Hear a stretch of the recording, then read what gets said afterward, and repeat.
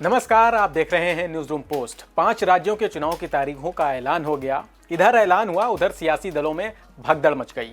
5 साल सत्ता की मलाई चख कर स्वामी प्रसाद मौर्य का बीजेपी से मोह भंग हो गया। स्वामी प्रसाद मौर्य कितने बड़े मौका परस्त हैं, ये भी आपको दिखाएंगे। ये भी चर्चा करेंगे कि मौर्य बीजेपी को टाटा करके किसके चरण वंदन कर सकते हैं या फिर किसका हाथ मिला सकते हैं। सवाल यह भी है कि अगर स्वामी प्रसाद मौर्य बीजेपी से चले जाएंगे तो बीजेपी को कितना नुकसान होगा। मौर्य 5 बार विधायक चुने गए हैं और अब अपने राजनीतिक जीवन में 5वीं बार दल बदलने की तैयारी में हैं। स्वामी प्रसाद मौर्य ने बीजेपी में रहते हुए योगी सरकार में मंत्री पद का स्वाद चखा। इसके बाद उन्होंने बीजेपी में रहते हुए अपनी बेटी को बीजेपी से सांसद भी बनवाया और जब उनका सभी लजीज जायकों से जी भर गया तो पार्टी को नमस्ते कह दिया। स्वामी प्रसाद मौर्य ने पार्टी से इस्तीफा देते हुए बड़ा आरोप लगाया। उन्होंने कहा कि पार्टी द्वारा दलितों, पिछड़ों, किसानों, बेरोजगारों, नौजवानों और व्यापारियों संग किए जा रहे उपेक्षात्मक रवैये की वजह से इस्तीफा दे रहा हूं। गजब है मंत्री जी, अगर ऐसा ही था तो इतनी ही उपेक्षा थी तो 5 साल लग गए आपको उपेक्षा समझने में। खैर, ऐसा नहीं है कि मंत्री जी का राजनीतिक सफर छोटा मोटा है, बड़ा है। तो चलिए स्वामी प्रसाद मौर्य के राजनीतिक सफर को भी समझ लेते हैं। प्रतापगढ़ जिले में जन्मे स्वामी प्रसाद मौर्य ने इलाहाबाद यूनिवर्सिटी से लॉ में स्नातक और एमए की डिग्री हासिल की, यानी पढ़े लिखे हैं, ये तय है। 1980 में उन्होंने राजनीति में सक्रिय रूप से कदम रखा। इलाहाबाद युवा लोक दल प्रदेश कार्य समिति के सदस्य बने और जून 1981 से सन 1989 तक महामंत्री के पद पर रहे। इसके बाद 1989 से सन 1991 तक यूपी लोक दल के मुख्य सचिव रहे। मौर्य 1991 से 1995 तक उत्तर प्रदेश जनता दल के महासचिव पद पर भी रहे। स्वामी प्रसाद की जिंदगी में सबसे अहम पड़ाव साल 1996 में आया, जब मौर्य ने बसपा की सदस्यता ली और प्रदेश महासचिव बने।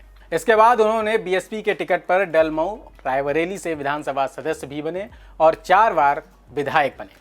2009 में पडरौना विधानसभा उपचुनाव जीता और केंद्रीय मंत्री आरपीएन सिंह की माताजी को हराया। मई 2002 से अगस्त 2003 तक उन्हें मंत्री का दर्जा मिला और अगस्त 2003 से सितंबर 2003 तक नेता प्रतिपक्ष भी रहे। अब बात करते हैं कि स्वामी प्रसाद मौर्य को मौका परस्त क्यों कहा जा रहा है। बीएसपी के साथ अपनी राजनीति शुरू करने वाले स्वामी प्रसाद मौर्य ने वर्ष 2016 में मायावती को झटका दे दिया था। 22 जून 2016 को मायावती पर टिकट बेचने का आरोप लगाते हुए मौर्य ने बीएसपी से इस्तीफा दे दिया था। उन्होंने कहा कि मायावती ने अंबेडकर नगर और कांशीराम के सपनों को रौंदकर टिकट बेचने का व्यापार शुरू कर दिया है, जबकि मायावती का कहना था कि मौर्य ने पार्टी इसलिए छोड़ी क्योंकि उनके बेटे उत्कृष्ट और बेटी संघमित्रा को टिकट नहीं मिला, जिन सीटों के लिए उन्होंने कथित तौर पर पैरवी की थी। यही नहीं, पार्टी उनकी करनी के चलते उन्हें बाहर भी करने वाली थी।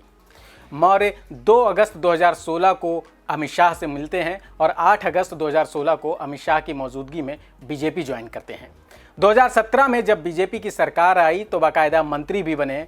5 साल बीत गए। स्वामी प्रसाद मौर्य एक तरफ दावा कर रहे हैं कि उनकी उपेक्षा की गई, जबकि दूसरी ओर कहा जा रहा है कि उन्हें यकीन हो चला था कि इस बार उनकी टिकट संबंधी मांग पूरी नहीं होने वाली। राजनीतिक गलियारों में खबर है कि स्वामी प्रसाद मौर्य करीब 32 टिकटों की मांग कर रहे थे, जबकि बीजेपी उनका खुद टिकट काटने वाली थी।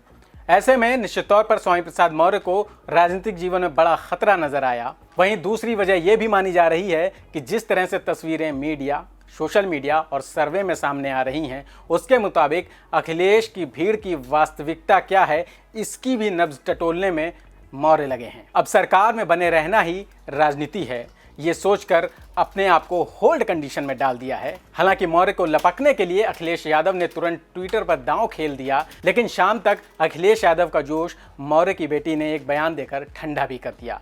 स्वामी प्रसाद मौर्य आत्ममंथन में जुटे हैं। देखेंगे, परखेंगे कि उन्हें कोई मनाने आता है या नहीं। अगर नहीं आया तो 5वीं बार दल बदलने की तैयारी तो हो ही चुकी है। मौका देखकर चौका मारा जाएगा। मायावती से भी जब मोह भंग हुआ था तब भी चुनाव से पहले का वक्त था, अब भी बीजेपी से मोह भंग हुआ है, चुनाव के पहले का ही वक्त है।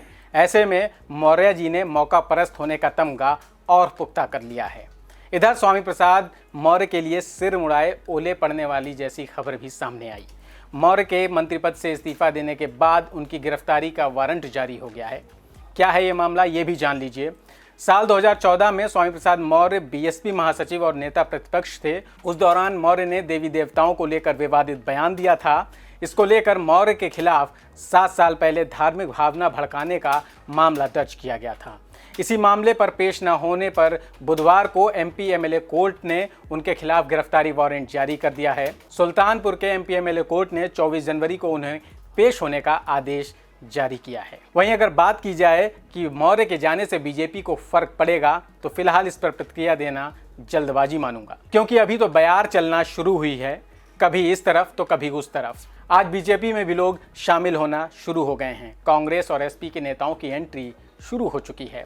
दल बदल वेलकम के लिए सभी पार्टियों ने दरवाजे खोल दिए हैं और हर बार मौका परस्त नेता चुनाव से ठीक पहले इसी दिन के तो इंतजार में रहते हैं। आपको क्या लगता है? अपनी राय कमेंट सेक्शन में लिखकर ज़रूर दें। फिर मिलेंगे किसी नए मुद्दे पे। नमस्कार।